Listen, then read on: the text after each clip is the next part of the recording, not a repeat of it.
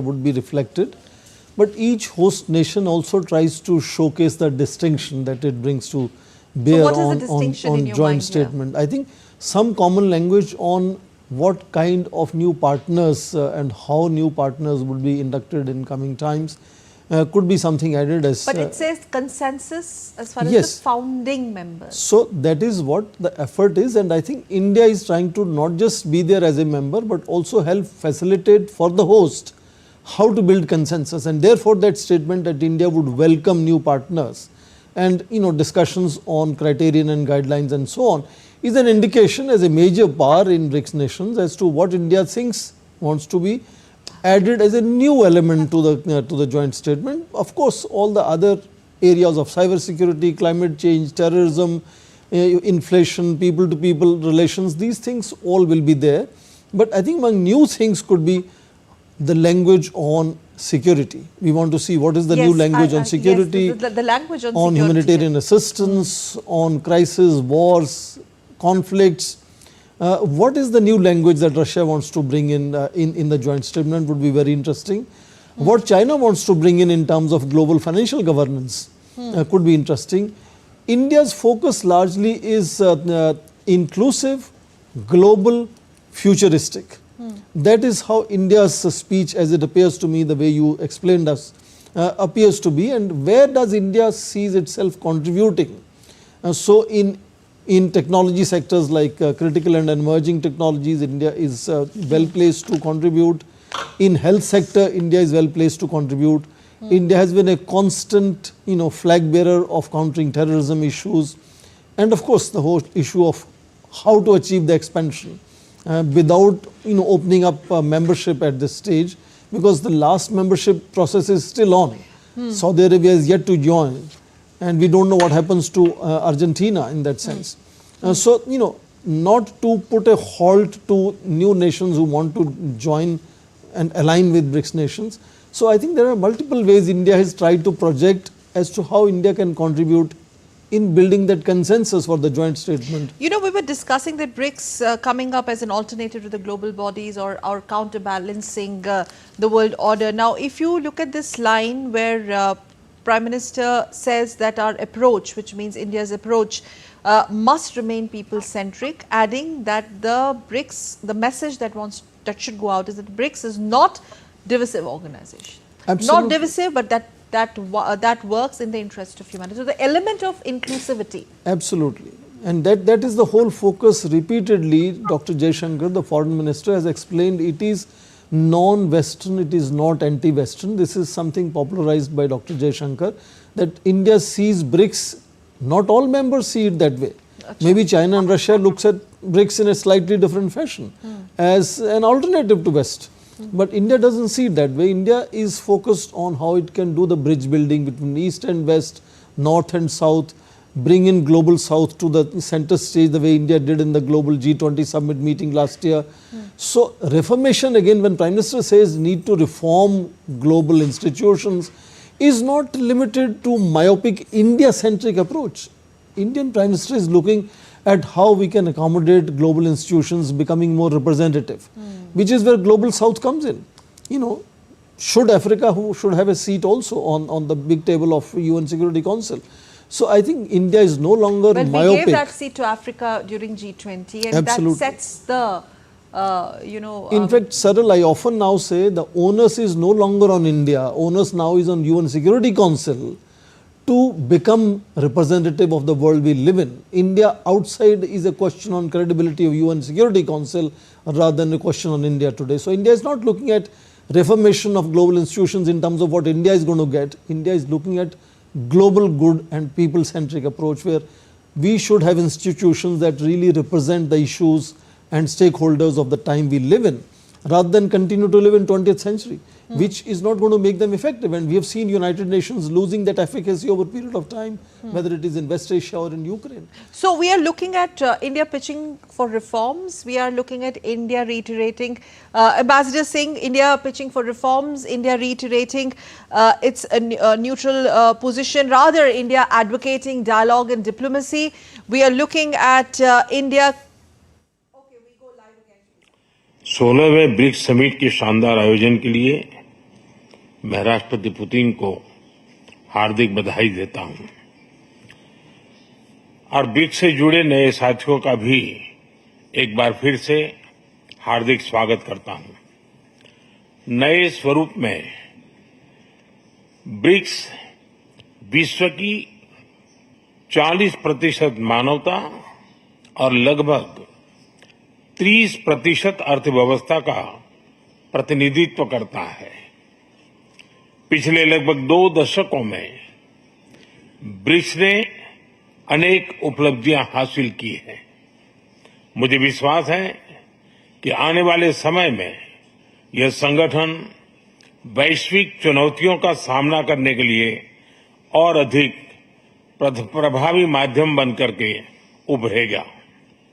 Friends, मैं new development bank के अध्यक्ष हर एक्सेलेंसी दिल्मा रूसेफ का अभिनंदन करता हूं। पिछले 10 वर्षों में यह बैंक ग्लोबल साउथ के देशों के विकास के लिए महत्वपूर्ण विकल्प के रूप में उभर रहा है। भारत के गिफ्ट सिटी के साथ साथ अफ्रीका तथा रूस में रीजनल सेंटर्स के खुलने से इस बैंक की गतिविधियों को बल मिला है और लगभग $35 बिलियन के डेवलपमेंट प्रोजेक्ट्स सैंक्शन किए गए हैं। एनडीबी को डिमांड ड्रिवन सिद्धांत पर काम करते रहना चाहिए और बैंक का विस्तार करते हुए long term financial sustainability, healthy credit rating और मार्केट एक्सेस सुनिश्चित करने पर प्राथमिकता रहनी चाहिए। फ्रेंड्स, नए स्वरूप में ब्रिक्स $30 ट्रिलियन से भी ज्यादा बड़ी इकोनॉमी है। हमारे आर्थिक सहयोग को बढ़ाने में ब्रिक्स बिजनेस काउंसिल और ब्रिक्स विमेन बिजनेस अलायंस की विशेष भूमिका रही है। इस वर्ष ब्रिक्स के अंदर WTO reforms, trade facilitation in agriculture, resilient supply chains, e commerce और स्पेशल इकोनॉमिक जोन को लेकर जो सहमति बनी है उससे हमारे आर्थिक सहयोग को बल मिलेगा। इन सब पहलों के बीच हमें स्मॉल और मीडियम स्केल इंडस्ट्री के हितों पर भी फोकस करना चाहिए। मुझे खुशी है कि 2021 में भारत की अध्यक्षता के दौरान प्रस्तावित ब्रिक्स स्टार्टअप फोरम इस वर्ष लॉन्च किया जाएगा। भारत द्वारा दिया गया रेलवे रिसर्च नेटवर्क का इनिशिएटिव भी ब्रिक्स देशों के बीच लॉजिस्टिक्स और सप्लाई चेन कनेक्टिविटी बढ़ाने में अहम भूमिका निभा रहा है। इस साल ब्रिक्स देशों में यूनिडो के साथ मिलकर इंडस्ट्री 4.0 के लिए स्किल्ड वर्कफोर्स तैयार करने पर बनी सहमति बहुत ही महत्वपूर्ण है। 2022 में लॉन्च किया गया ब्रिक्स वैक्सीन R&D सेंटर सभी देशों की स्वास्थ्य सुरक्षा बढ़ाने में मदद कर रहा है। हमें डिजिटल हेल्थ में भारत का सफल अनुभव ब्रिक्स पार्टनर्स के साथ साझा करने में खुशी होगी। फ्रेंड्स, क्लाइमेट चेंज हमारी साझी प्राथमिकता का विषय रहा है।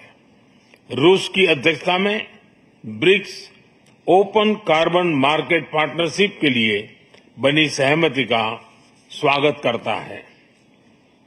भारत में भी green growth, climate resilient infrastructure और ग्रीन ट्रांजिशन पर विशेष रूप से बल दिया जा रहा है। International solar alliance, coalition for disaster resilient infrastructure, mission life यानी लाइफस्टाइल फॉर एनवायरमेंट, एक पेड़ मां के नाम जैसे इनिशिएटिव लिए गए हैं। पिछले वर्ष COP28 के दौरान हमने ग्रीन क्रेडिट जैसे महत्वपूर्ण पहल की शुरुआत की। मैं ब्रिक्स पार्टनर्स को इन इनिशिएटिव से जुड़ने के लिए आमंत्रित करता हूं। ब्रिक्स के सभी देशों में इंफ्रास्ट्रक्चर के निर्माण पर विशेष रूप से बल दिया जा रहा है।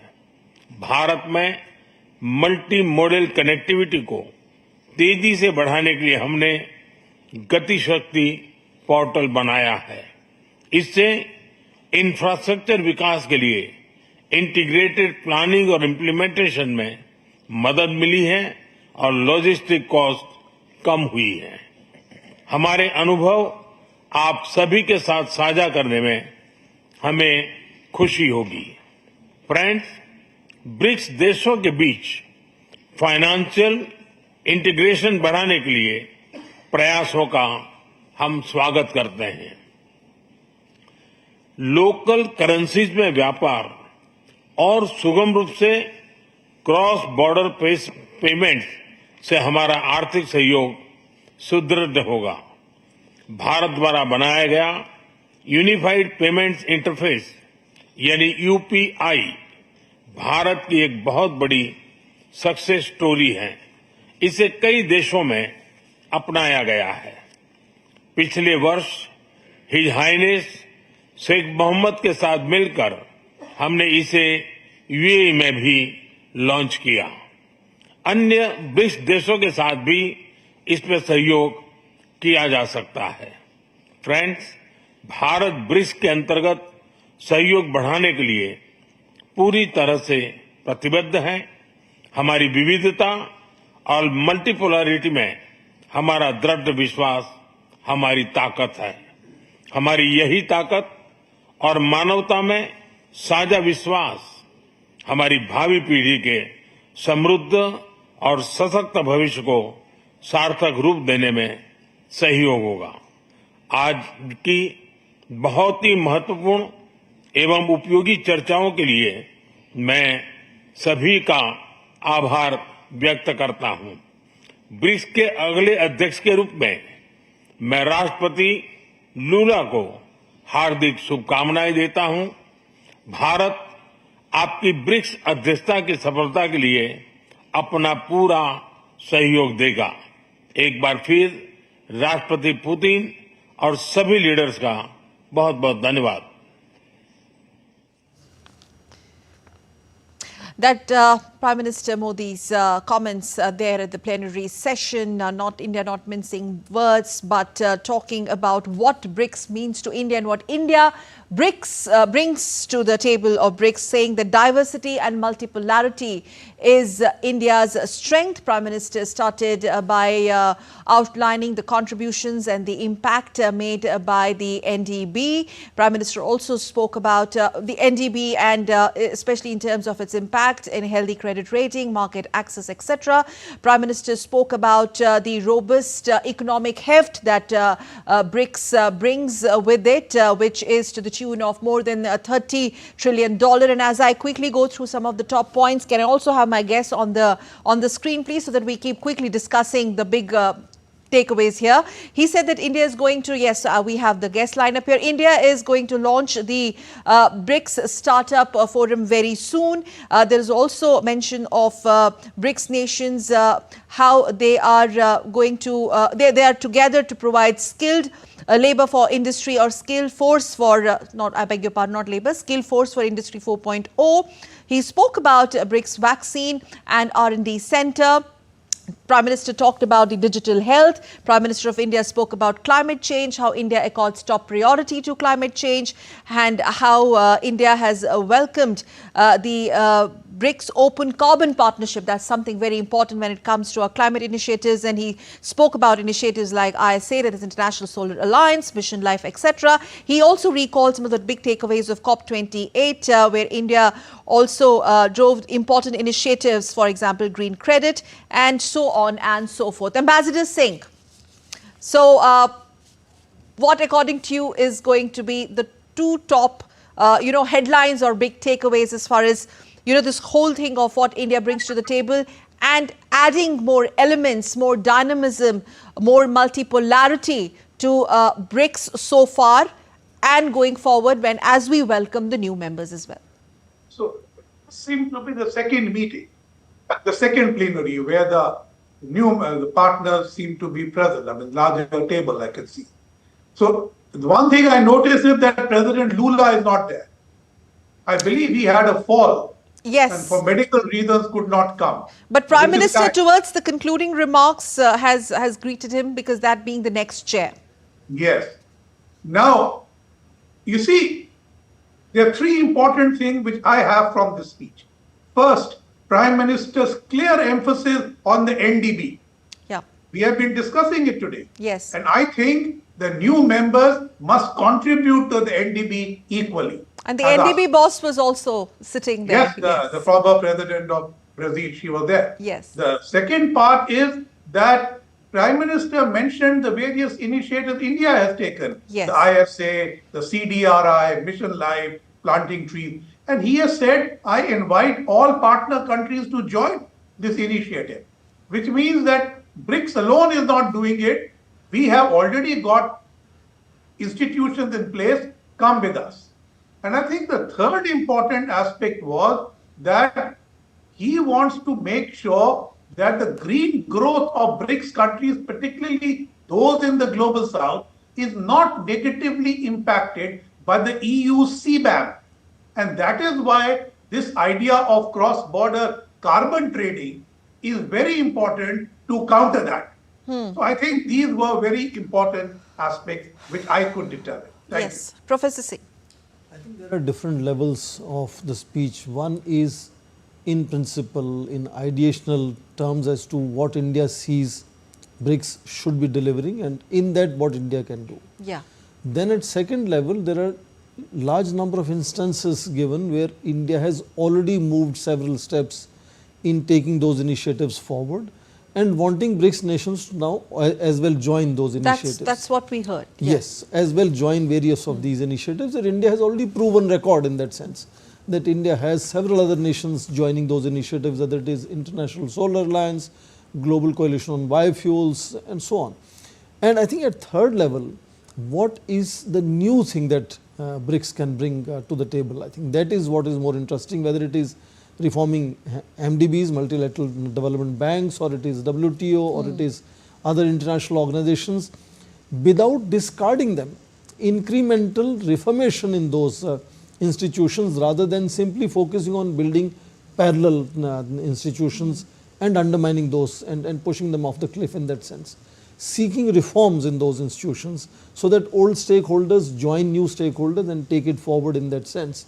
And of course, finally, the whole debate on issue of terrorism and the in detail mention of double speak, terror financing and so on, which I think countries that are having something to do in terms of mischief would get the message without any need for naming any country in that exercise.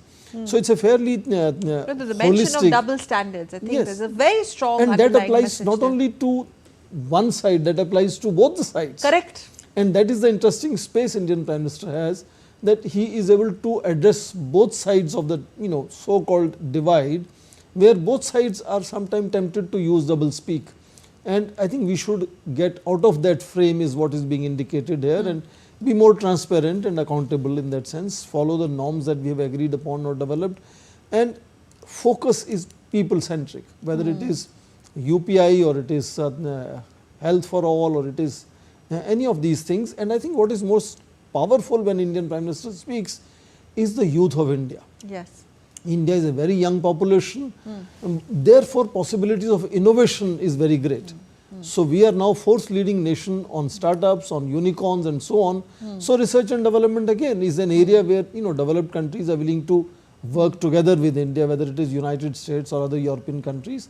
And likewise BRICS can also share that kind of partnership with India, where innovation can be the focus, and startups were mentioned particularly. Yes, India is a leading player in startups now, and a lot of these countries, if they want better per dollar returns for their money, they need to engage India and engage Indian young population in focusing on innovation and development in whole range of sectors where frontiers of technology, whether it is AI or it is others, are becoming extremely relevant in moving forward in terms of development.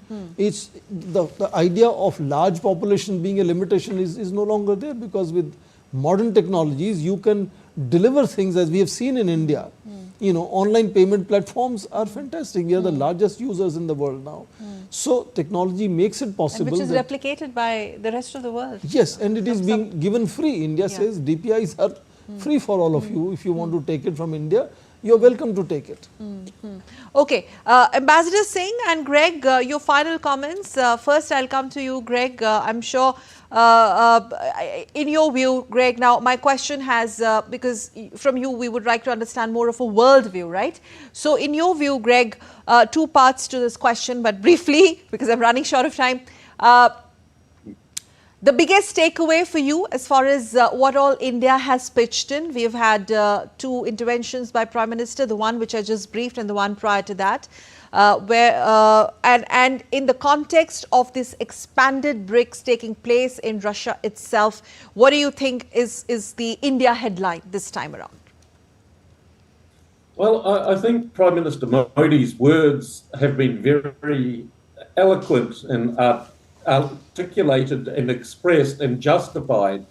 I mean, the principles and the imperatives for a collective, symbiotic rise and stability of the global south is an imperative. If you are to have a more stable and a more prosperous future, because you cannot resort to these delusional arrogance, for example, expressed not so long ago by the so-called face of European Union diplomacy, Josep Borrell, when he defined Europe as a garden and the rest of the world as a jungle. But of course, the garden grew at the expense of the jungle, which is why it became a garden. But now, I mean, it's moved away from this, and this necessity for a more inclusive and this win-win, that this reciprocity and so forth needs to come into it more. And definitely, I mean, India is going to be one of those key countries to bring this about as a balancer by nature. Okay, fantastic. Ambassador Singh, balance that India brings to the table along with the diversity and multipolarity which has been its strength, and it will continue to do so even amidst a well-divided world. Indeed. And I think the Prime Minister just spoke about a people-centric. Yes. So what does people-centric mean? It means be democratic at home and have a more democratic international order. This is a direct challenge to China, whose worldview is not democratic, who prevents UN reform and also reform of other UN bodies. So I think very well said by the Prime Minister. We must be people-centric, keep people in the core. And that is where all these ideas of well-being and mission life, all these things have much more value. Okay, Ambassador Singh, that's all we have time for. It was so wonderful to speak with you, sir. Thank you. Namaste. Greg, thank you very, very much for sharing your thoughts and giving us a perspective how world looks at India at BRICS. And obviously, many thanks, Professor Singh, for joining us on this special broadcast. You all made it so special and engrossing and enriching. And before I wrap it up, India at BRICS, let me also get the viewers of DT India this special report. As we do know that Prime Minister Narendra Modi will be holding the bilateral talks with Chinese President Xi Jinping on the margins or the sidelines of the BRICS summit in Kazan. We have this special report by RT correspondents on the same. Take a listen. News for the relationship between China and India, which has been in a bit of a strain because of this territorial dispute along the mutual border somewhere in the Tibet region, and apparently they've agreed to figure out how to patrol that area.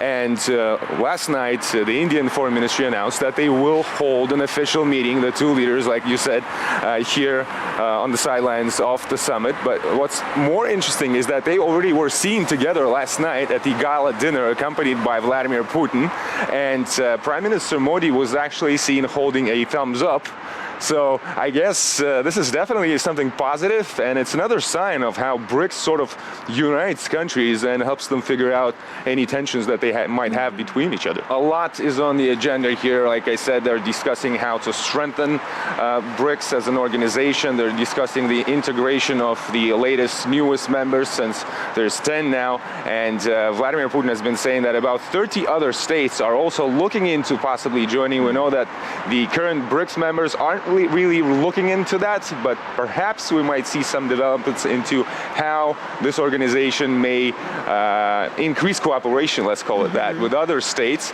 They're also, of course, discussing boosting mutual trade in national currencies, protecting themselves from any possible outside interference, economic interference, and perhaps most importantly, what the Western media has been perhaps paying the most attention to is creating this independent payment system within BRICS. And with that, it's time to wrap up this special edition or special broadcast, India at BRICS. But remember, we'll continue to get you more inputs, live breakings and news updates from Kazan as the BRICS summit under the chairmanship of Russia is underway. Well, as of now, from me and my entire team, thank you for tuning into DD India, India's voice to the world. Stay with us.